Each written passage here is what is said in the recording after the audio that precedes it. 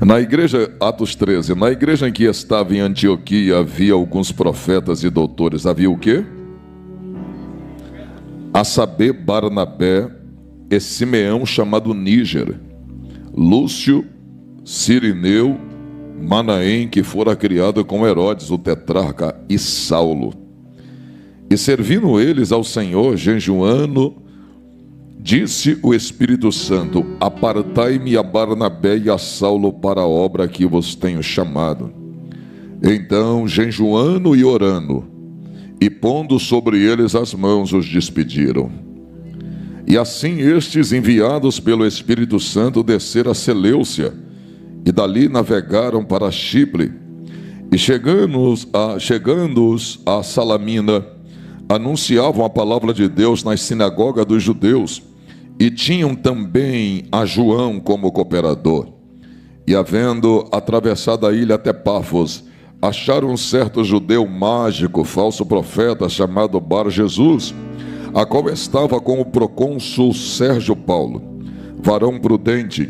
Este, chamando a si Barnabé e Saulo, procurava muito ouvir a palavra de Deus, mas resistia-lhes Elimais, o encantador, porque assim se interpretava seu nome. O procurador procurando apartar da fé o procônsul. Todavia Saulo, que também se chama Paulo, cheio do Espírito Santo, fixando os olhos nele, disse: ó filho do diabo, cheio de todo engano e de toda malícia, inimigo de toda justiça, não cessarás de perturbar os retos caminhos do Senhor? Eis aí, pois, agora contra ti a mão do Senhor. Ficarás cego, sem ver o sol por algum tempo. No mesmo instante, a escuridão e as trevas caíram sobre ele, e andando à roda, buscava a quem guiasse pela mão. Então o procônsul, vendo o que havia acontecido, ficou maravilhado com a doutrina do Senhor. E você diz amém. Queridos,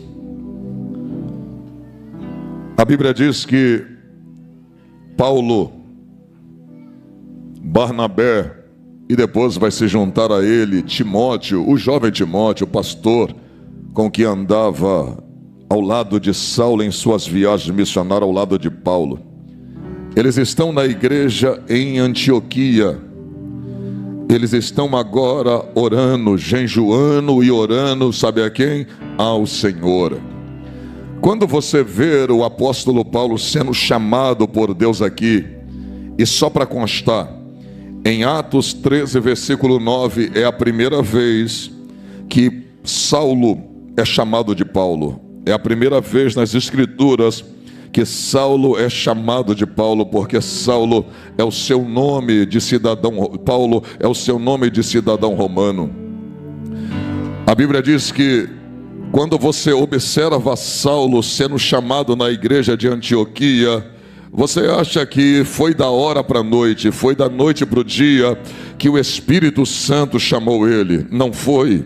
Quando o Senhor salva Saulo em Atos, no capítulo de número 9, de Atos capítulo 9 até o capítulo 13 de Atos dos Apóstolos, Paulo fica praticamente 10 anos. Quantos anos?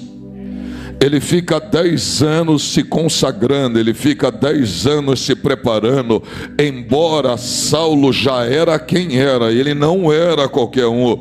Saulo era fariseu da mais alta patente. Saulo era respeitado por demais em Israel, não só em Jerusalém, em Israel. Sabe aos pés de quem ele aprendeu toda a cultura rabínica? Sabe aos pés de quem ele estudou e conheceu a lei de Deus, o Pentateuco, os profetas, os livros poéticos? Sabe aos pés de quem ele estudou? Ele estudou aos pés de Gamaliel, o homem mais respeitado naquela época em Israel. Gamaliel fazia parte do Sinédrio, era como se fosse hoje no Brasil o STF, o Supremo Tribunal Federal. Ele fazia parte da mais alta corte naquela época.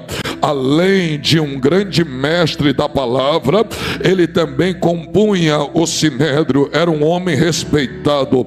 Ser formado por Gamaliel é como se você hoje tivesse sido formado em Harvard, é como se você tivesse ido para Londres e se formado na segunda melhor faculdade do mundo, Oxford. Então Saulo tinha de fato muito conhecimento, ele era poliglota, ele falava muito bem. Esse era Saulo. Saulo tinha respeito, repita comigo, respeito. Agora olha para cá, quem é que não conhecia Saulo? Saulo era conhecido em Jerusalém, mas quando ele se converte, olha para cá, quando ele se converte, ele vai passar pelo processo de regeneração, porque Paulo precisava entender aquilo que ele perseguiu um dia. Você sabe por que Saulo perseguiu a igreja? Porque ele é ignorante concernente à fé. Porque os discípulos vão pregar para ele sobre a graça de Deus, os discípulos vão pregar sobre a morte e a ressurreição de Jesus. Os discípulos vão falar agora sobre o poder da graça. E olha para cá, ele está perseguindo a igreja porque ele está ouvindo sobre algo que ele não conhece, é algo desconhecido para ele. É por isso que ele vai tratar os discípulos, a igreja de Jesus, como herege. Por isso que ele vai perseguir a igreja. E é interessante que você também aprende com o seu erro. Repita comigo, aprendendo com o erro. Você aprende com a palavra, você aprende com os sábios, você aprende com Deus, mas o erro por si também, ele pode se tornar um professor, se você tirar proveito daquilo que fez você tropeçar. É interessante que Paulo perseguiu a igreja por pura ignorância, porque ele está ouvindo de algo que ele não conhecia. Que graça é essa? Que coisa é essa que eu não preciso mais sacrificar? Que agora o sacrifício é esse tal de Jesus. Que coisa é essa que eu não tenho que mais circuncidar o órgão genital? Que agora quem se converte não pode mais circuncidar o órgão genital, cortar o prepúcio do órgão genital masculino. Estão dizendo agora que a circuncisão agora está no coração. Isso é heresia. Aonde que eu não preciso mais sacrificar, se o próprio Deus estabeleceu o sacrifício? Então Saulo por pura ignorância perseguiu a igreja. Agora olha para cá, a mesma estratégia depois de se converter ele vai usar. Todas as pessoas com que Paulo pregava o evangelho, depois que se tornou o grande apóstolo, ele fez justamente aquela ignorância que ele tinha, ele tirou proveito daquela ignorância. Sabe como é que Paulo pregava para os judeus? Ele começava pregando sobre o conhecido. O que era o conhecido? O Antigo Testamento, a lei de Deus, os profetas, os livros poéticos. Ele falava sobre o conhecido, porque o conhecido chama atenção, o conhecido me chama para o assunto, o conhecido me chama para o debate. Aí o que ele vai fazer? Ele começava pregando sobre o conhecido, para no final do sermão anunciar o desconhecido. E o que era o desconhecido? A graça de Deus, que os judeus não conheciam. Essa graça que fez com que ele se tornasse ignorante até um determinado momento. Mas a graça entrou na vida de Saulo quando ele estava indo a caminho de Damasco para perseguir a igreja. A Bíblia diz que o grandão da Galileia desceu num clarão muito forte e gritou: Saulo, Saulo. E ele disse: quem é que fala comigo? Eu sou Jesus a quem você tem perseguido. E naquela hora Saulo, ele vai ficar cego. Olha para mim, Saulo fica cego.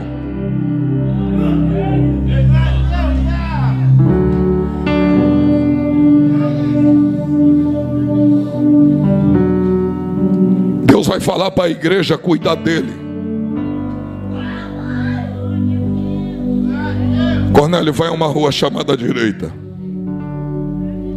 Porque tem um homem que está orando agora e jejuando, e já fazem 3 dias e 3 noites que ele não vê a luz do dia. Qual é o nome dele, Senhor? O nome dele é Saulo de Tarso. Senhor, mas eu tenho ouvido muita coisa ruim acerca desse homem. Ele persegue teu povo, ele maltrata teu povo. Senhor, esse homem causa medo no teu povo. Olha para cá, não dá para dimensionar até onde a graça chega. Não dá para limitar o poder da graça. A graça alcança as pessoas que a gente menos imagina. A graça vai no coração de quem a gente menos espera. Aquele homem mais brabo da cidade que odeia crente, odeia igreja, é esse que a graça gosta de confrontar e salvar. Aquelas pessoas que dizem: eu entro em qualquer lugar, entro na macumba, entro numa guerra, mas jamais entrarei numa igreja. É esses que a graça vai lá e salva. A graça entra em qualquer lugar. A graça entra nos hospitais. A graça entra dentro do templo. A graça vai pelo meio da rua. A graça salva quem está em cima. A graça pega quem está embaixo. A graça levanta quem está caído. A graça é a graça, ela entra em qualquer lugar para poder fazer a obra na vida do homem. A Bíblia diz que o Senhor chegou para ele e disse: eu sou Jesus. E quando Deus deu a ordem a Cornélio, diz assim: vai lá e não temas em fazer o que eu estou te mandando, porque esse para mim é um vaso escolhido, e ele levará a minha palavra diante dos reis e dos gentios dessa terra.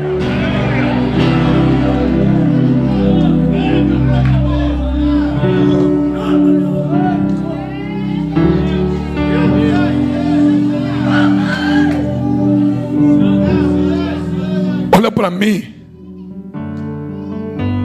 naquela época, Saulo era o bambambam dos teólogos,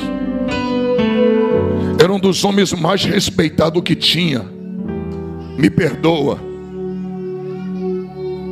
eu posso falar porque o pastor Flamário é um homem de muita visão, mas mesmo Saulo sendo quem era, a igreja não entregou o púlpito para ele pregar, não.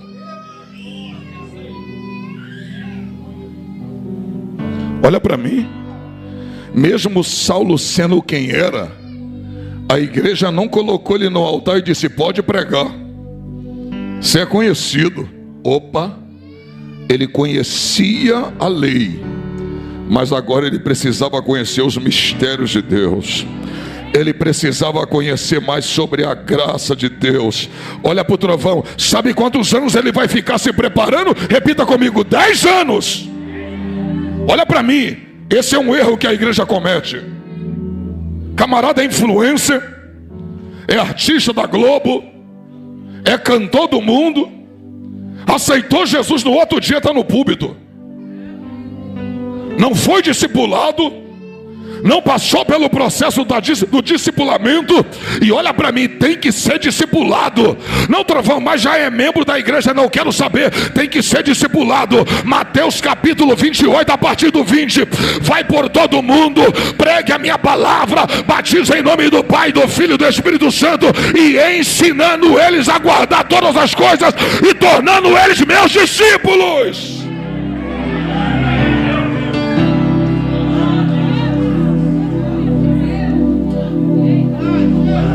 Me perdoa, vai ficar chateado comigo não? Sabe qual é o maior erro da igreja hoje? A maioria das pessoas, quando aceitam Jesus, boa parte da igreja ensina essas pessoas a ser membro da igreja, mas não ensinam elas a ser discípulos de Jesus. E quando você só tem membro, mas não tem discípulo, o discípulo tem compromisso com a igreja, mas não tem nenhum compromisso com o Deus da igreja. Agora, quando ele tem compromisso com o Deus da igreja, ele vai ter compromisso com a igreja. Você não pegou? Porque quem ama o Pai ama a casa do Pai. Oh glória, quem ama o Pai ama seus irmãos também. Não, você não pegou, por isso não deu glória. Eita glória, olha para cá. Quando você nasceu, você era pequenininho, você já tinha seu irmão. Quem é que ensinou você a amar seu irmão? Seu pai. Oh glória, seus pais que te ensinaram. Isso aqui é seu irmãozinho. Oh glória, dá um carinho nele, dá. Segura ele, abraça seu irmão. É os seus pais que te ensinam você a amar. Não podem inverter a ordem. Não adianta amar a casa. Olha para cá, dá glória só se tu pegar. O filho pródigo, quando saiu, ele disse: dai-me a minha parte, que eu quero ir embora. Quando ele saiu de casa, mas quando ele perdeu tudo, o texto diz assim, ó: e tendo ele caído em si, disse: voltarei para o meu pai, e dir-lhe-ei: pai, pequei contra o céu e contra ti. Olha para cá, ele não disse vou voltar para casa, ele disse eu vou voltar para o pai, porque quem valoriza a casa desvaloriza o pai, mas quem valoriza o pai valoriza a casa do pai.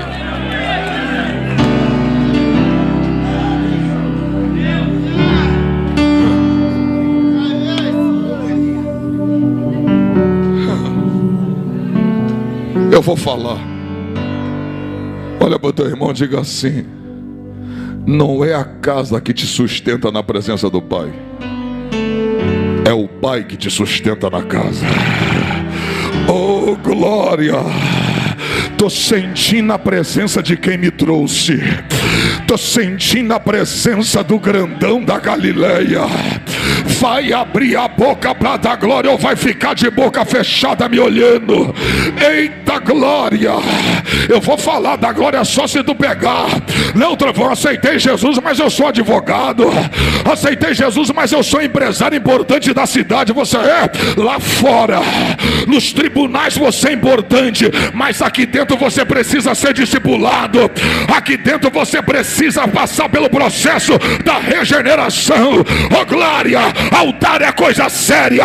Altar não é de quem é mais famoso. Altar é quem está preparado e com a vida no altar para falar do evangelho.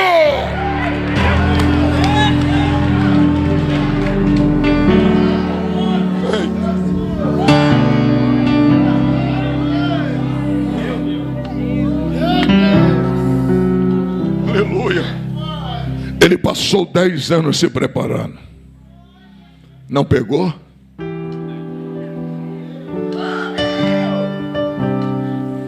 Eu vou falar.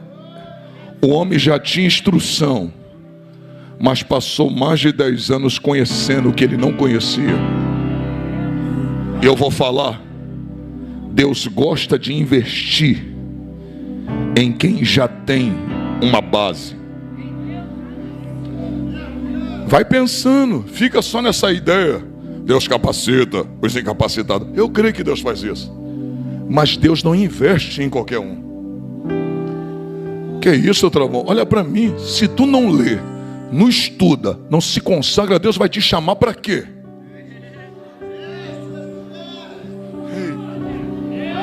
Aqui eu já vou tocar um pouco mais forte. Filho, principalmente para você que tem ministério, pelo amor de Deus, Deus não dá ministério para todo mundo. Ministério é seletivo. Deus dá para alguns, está na Bíblia. A uns ele chamou a profeta, a outros a pastores, outros mestres e doutores. Se Deus te entregou no ministério, valoriza o ministério que Deus te deu, porque você não foi apenas salvo, você foi separado para uma chamada específica. Eita glória! Agora eu vou falar, peraí Jesus, olha para cá. O Cornélio já sabia que Saulo era um vaso escolhido, mas mesmo sendo escolhido, mesmo tendo a promessa de levar a palavra diante dos reis e dos gentios, ele se preparou para esse momento, ele se preparou para essa hora. Eu vou falar, já ouviu da boca do profeta onde Deus vai te levar, não já? Já falou através da boca do profeta, Deus já fez você sonhar aonde ele vai te colocar um dia, não já? Você sabe a promessa que tem sobre você. Agora se prepara.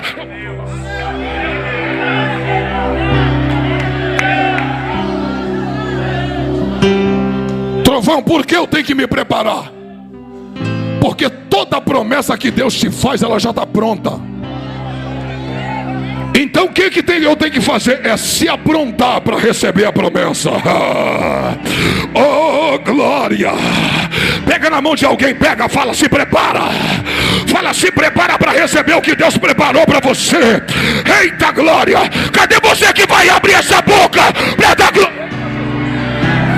Meu Deus, eu estou sentindo a presença do grandão aqui. Cadê você que vai dar aquele glória que deixa Jesus feliz e a cabeçada nervosa?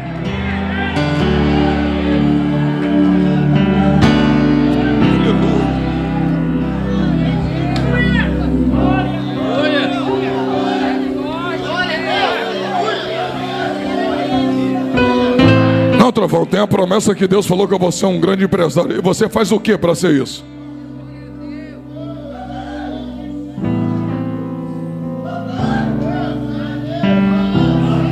Não, Trovão, Deus falou que eu vou ser um grande pregador. E você faz o quê? Assistindo maratona Netflix? Você acha que Deus vai te chamar assim? Deus não usa a ferramenta cega. Deus usa a ferramenta molada. Eita glória! Eu vou falar, hein? Eita Jesus, eu vou falar. Leva aqui em Valadares chama açougue ou casa de carne? Leva lá no açougue agora, pega uma picanha argentina, coloca na mão do açougueiro, dá uma faca de 12 polegadas daquela de Cabo Branco para ele sem corte, e dá uma pequenininha peixeira afiada. Eita glória! Pergunta qual que ele vai usar. Aqui tem beleza, mas não tem corte, ou aquela feinha, mas que está afiada. Ele vai usar que está pronta. Ele vai usar que está pronta para ser usada. Assim também é Deus. Não adianta vir com o melhor perfume, não adianta botar a melhor roupa, não adianta vir todo encapado se por dentro você não está do jeito que Deus quer. Se prepara para que Deus se levante.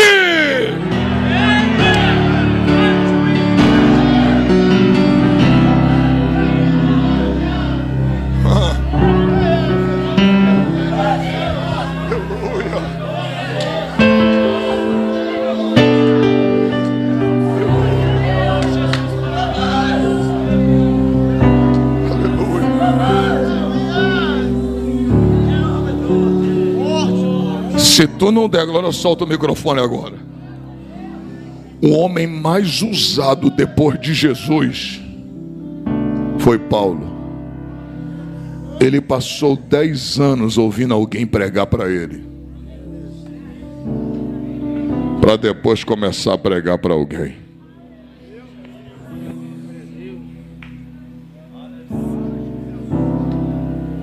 Porque uma hora Deus vai gritar teu nome e vai dizer: Carlos, Pedro, José, Francisco, Marcelo.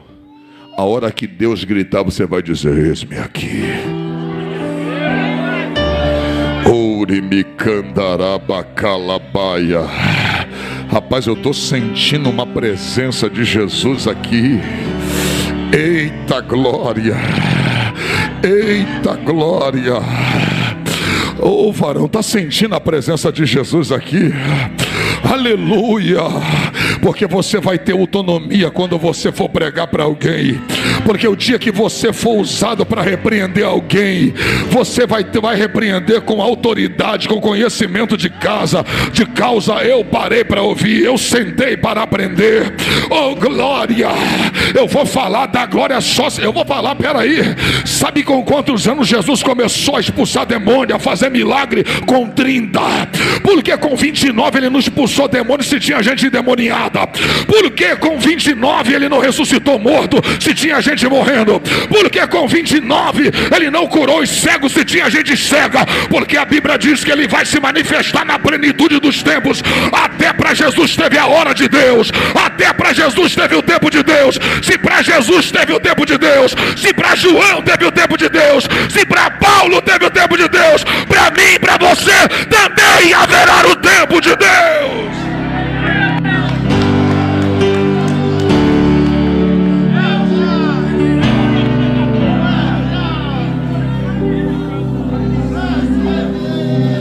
É o tempo de Deus na minha vida, é o tempo de Deus nos meus milagres.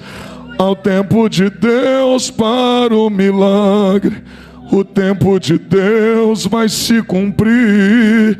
É o tempo de Deus nas minhas promessas, é o tempo de Deus na minha cura, o tempo de Deus para me exaltar, o tempo de Deus, posso esperar.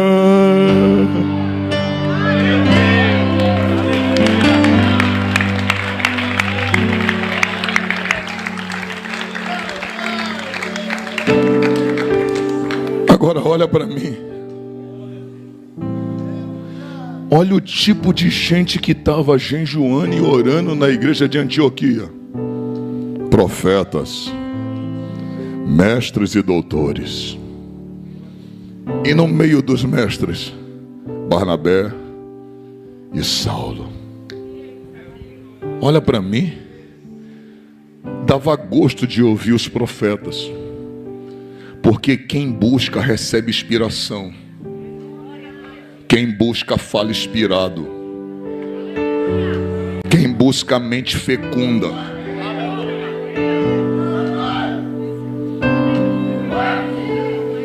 Quando você não ora, olha para mim. Eu posso até orar e não pregar, mas eu não posso pregar sem orar.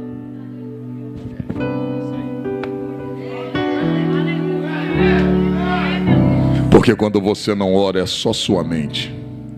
Quando você ora é a mente de Deus na sua mente agindo. Eita glória, olha o nível dos mestres. Mestres que oravam e jejuavam. Não importa como o mestre pregava. Se ele fosse devagar, ele não poderia ser um trovão que prega desse jeito. Mas ele pregava devagarinho, mas era cheio do Espírito Santo. Eita glória. E os profetas, olha para mim. E o profeta daquela época estava jejuando e... Então o profeta profetizava, falava em nome de Deus, não precisava ir no Google, não precisava ligar Bluetooth, ele falava inspirado por Deus. Profeta tem que jejuar, mestre tem que jejuar. Pode pregar devagarinho, mas pregue cheio do Espírito Santo. Não precisa dar um grito, mas pregue cheio do Espírito Santo. Você lembra do Billy Graham? Não dava um grito, pregava como se fosse conversando, mas era cheio do Espírito Santo. Na hora do apelo, centenas e milhares de pessoas vinham à frente entregar a vida para Jesus. É ser cheio do Espírito Santo. Eu vou falar agora, olha para cá. No meio de homens cheios do Espírito Santo, na igreja de Antioquia tinha pelo menos 4 que oravam e jejuavam. E além disso tinha Paulo e Saulo. Tinha Saulo e Barnabé. Só que no meio dos 6, disse o Espírito Santo: apartai-vos a Saulo e a Barnabé para a obra que eu vos tenho chamado. Não, você não pegou. Sabe o que quer dizer a palavra Paulo? Pequeno. Paulo quer dizer? Deus escolheu o menor no meio dos grandes. Não, você não pegou. Eita glória, olha para cá. Esse é o problema de muita gente. Quem foi que escolheu Saulo foi quem? O Espírito. E Barnabé, quem escolheu? Mas não tinha mestres e profeta? Mas Deus escolheu Saulo e Barnabé no meio dos profetas e dos mestres. Olha para cá, tem gente que vai questionar você. Por que ele e não eu? Por que ele está lá e não eu? Por que ela está naquela posição e não eu? Por que ele tem e não eu? Por que ele foi e não eu? Por que ele está e eu não estou? É simples. Quem escolheu você para ir foi Deus. Quem colocou você aonde está foi Deus. O que você tem, quem te deu foi Deus. Quem te exaltou foi Deus. Eita glória. Dá uma olhadinha eu vou falar, peraí. Dá uma olhadinha pro teu irmão e diga assim: nem todo mundo vai aceitar a escolha de Deus. Se tu não pegar isso aqui, eu vou soltar o microfone agora. Tenho 4 minutos. Olha para mim. Quando Deus deixou Israel escolher um rei, quem Israel escolheu? Repita: Saul. A Bíblia diz que da cintura para cima tinha alguém mais bonito do que Saul?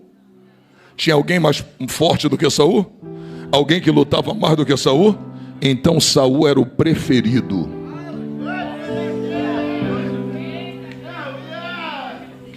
Mas na casa de Jessé, quem era o escolhido? Quem escolheu Davi? Quem preferiu Saul? Então aprenda, Saul era o preferido, Davi era o escolhido. Olha para cá, quem é que tem preferência? O povo. Quem é que faz escolha?